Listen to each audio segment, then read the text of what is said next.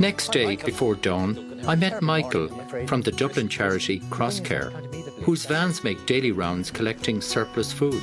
Every day, thousands of tons of fresh produce are sent to market. But due to current consumer tastes, something as simple as a less than perfect shape can make it a reject. This is a typical potato here, rooster potato, Duncan. Yeah. That got a slight little bit of mechanical damage. And there's But nothing you can really see wrong there's with absolutely it. nothing really wrong with it. You wipe that with your peeler, there it is, perfect. Perfect, yeah. And are you saying that's not good enough to go to your typical supermarket? It's not at the moment, no. Because consumers don't want them.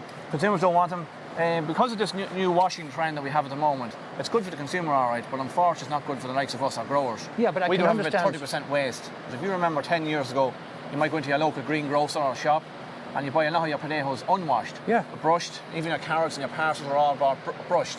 Yeah. So the last 10 years now, the consumer has asked for all these products to be washed. It's like the irregular potato You have here. to misshapen potatoes. Well, I mean, there's nothing wrong with that potato. There's absolutely nothing wrong with it at all, no. But are you saying that now typically consumers don't want these? No, typically they don't want them at the moment, no. It's really mad, of course, isn't it? I mean, well, it is, these yes. are perfect potatoes. When I was a child, these are the potatoes we would have eaten. Absolutely. Exactly like this.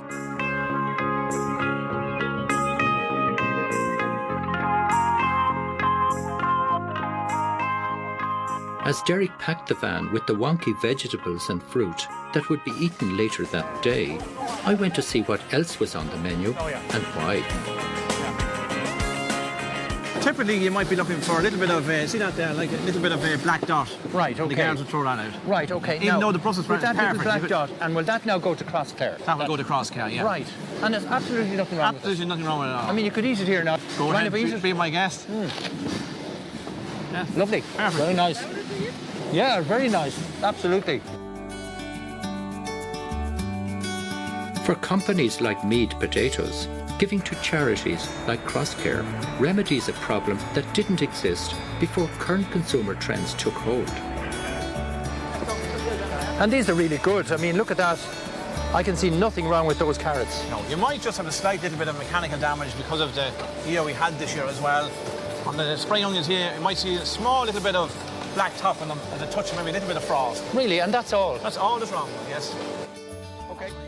Looking at our haul, it wasn't hard to imagine this food could have been wasted. Right, Derek, do you like parsnips? What? Funny enough, parsnips were the one vegetable I didn't like as a child. It was great to see fresh food from the fields that would be cooked later in the day.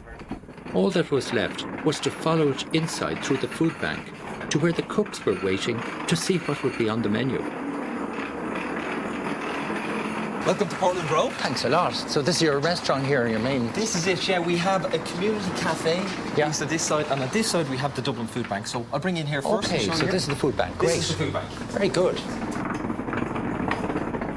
Basically, we work with lots of food producers and farmers, and this is just a small array of the different kind of food. We get. Yeah. Right, okay. Yeah. And is it all only vegetables and fruit, or have you got other types, dairy produce? We get any kind of food produce there is. So we try to support families and communities. So it could be stuff like washing up powder or toothbrushes, toothpaste. Right. We try and find anything and divert it from waste. Really, the food bank here is a dropping off point and a collection point. The idea of a food bank for redistribution straight into the heart of a community that needs it, coupled with an on-site restaurant, is a model that could be replicated all over Ireland. I believe you've got a restaurant here too. Yeah, we do. We have a cafe inside. Like, come in and see. Absolutely, I'd love to. And who comes here now, gets food here? We encourage everyone for the community to come down. So it's not just people who can afford to eat, but people who can't as well. Okay, so everybody can eat here. Absolutely everyone. Great. Wow, Come on that's in. lovely. What do you think of the food here? Is it? Yeah. Really? It's really good. Oh, I'm really what good. about the staff? It looks lovely. I'm dying to have some myself. Michael and his team went out of their way to create the right atmosphere in the restaurant and provide a real focus for the community. But the idea is that we create an environment here where a community can come together and share a meal. So if you can't afford to pay, you don't have to pay, and there's no stigma. We try to remove all of that. Everything being eaten in here is something that was heading towards landfill. Right, and then you cook everything here. Everything's cooked here. Yeah. There's over 500 meals cooked here a day.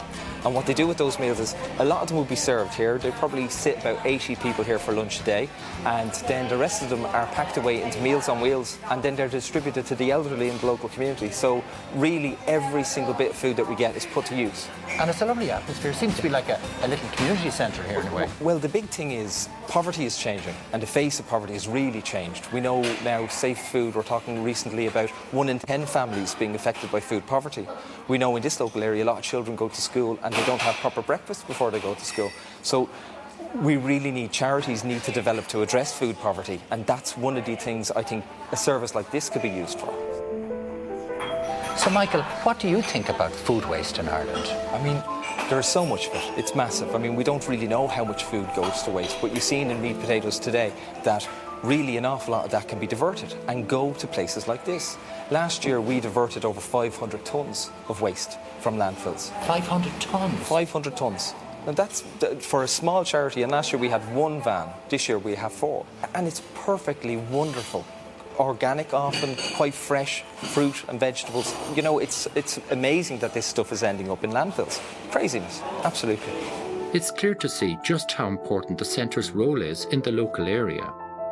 Michael hopes they could go further and help build real resilience back into their community.